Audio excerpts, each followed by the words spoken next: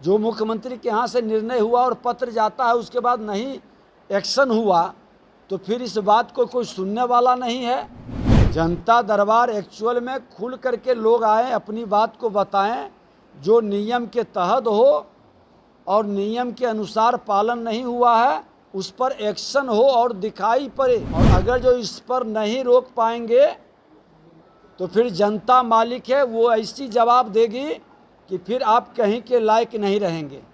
अभी बहुत सारे लोग आए हैं जो मुख्यमंत्री के जनता दरबार में आवेदन दिए हैं, वहाँ से पत्र भी गया और पदाधिकारियों के द्वारा उस पर संज्ञान नहीं लिया गया।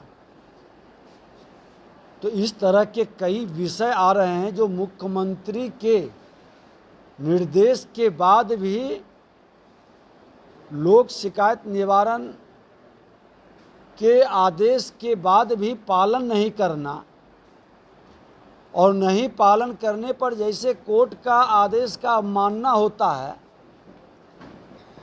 तो क्या इस तरह के मंत्री, मुख्यमंत्री, जिलाधिकारी या सक्षम बॉडी के आदेश का पालन नहीं करने पर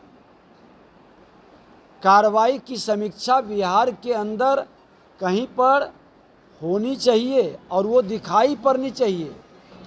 खाना पूर्ति के लिए व्यवस्था नहीं बननी चाहिए। और आज कहीं न कहीं जब सीएम के यहाँ से लोग लौट के आते हैं तो हताश और निराश हो जाते हैं कि जब अंतिम मुख्यमंत्री के यहाँ हम पहुँचा दिए और जब वहाँ से भी नहीं सुन रहा है पदाधिकारी, तो कहाँ जाएं।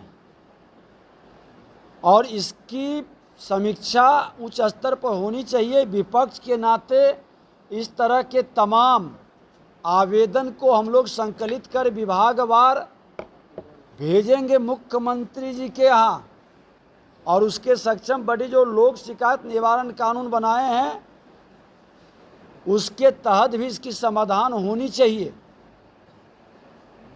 आखिर जनता परेशान होकर इसकी शिकायत, जनून शिकायत की समाधान नहीं होगा।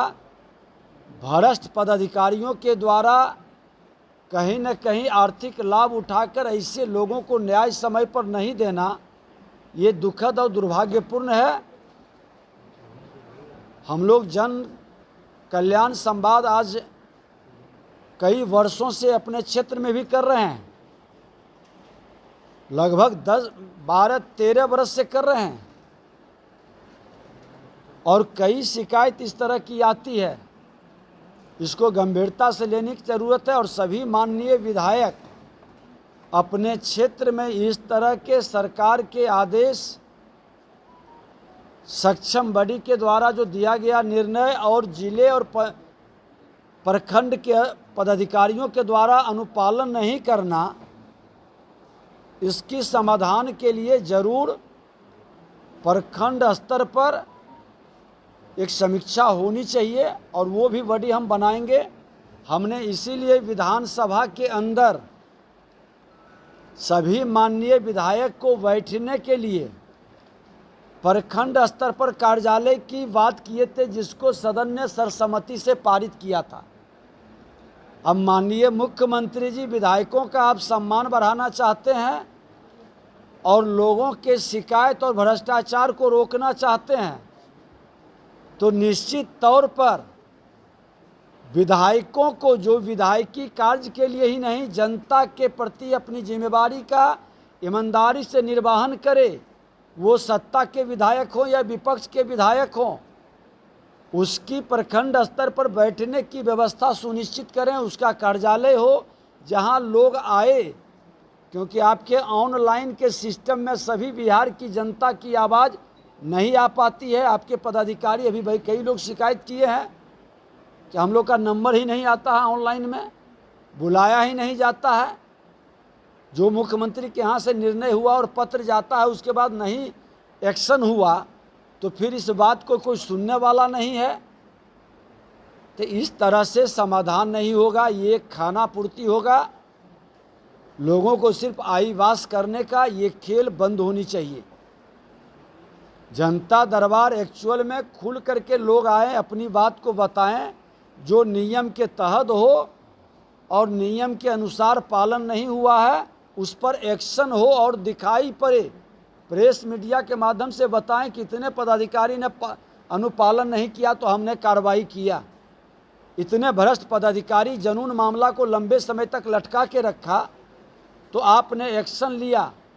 आज विभाग के अंदर कई आज शिक्षक बहाली से जुड़े हुए लोग भी आए, ड्राइवर की बहाली का मामला भी आया। जनून शिकायत रहने के बाद भी उच्च स्तर पर इसका शिकायत का सुनवाई नहीं होना, इस पर एक्शन नहीं लेना, ये दुखद और दुर्भाग्यपूर्ण है। और भ्रष्टाचार मुक्त बिहार बनाने का सिर्फ नारा से नहीं, जीरो टॉलरेंस भ्रष्टाचार पर, ये जीरो टॉलरेंस कहीं न कहीं आपके प्रखंड से लेकर के जिला तक, अनुमंडल तक हर जगह उजागर होगा कि आपका जीरो टॉलरेंस क्या है, भ्रष्टाचार कितने चरम पर हैं। हमने तो शासन में रहते हुए भी इस विषय को रखा था सदन के अंदर कि प्रशासनिक अराजकता को आप रोकें। प्रशासनिक अराजकता चरम पर पहुंची है, ब्लॉक से लेकर जिला तक, और अगर जो इस पर नहीं रोक पाएंगे तो फिर जनता मालिक है, वो ऐसी जवाब देगी कि फिर आप कहीं के लायक नहीं रहेंगे।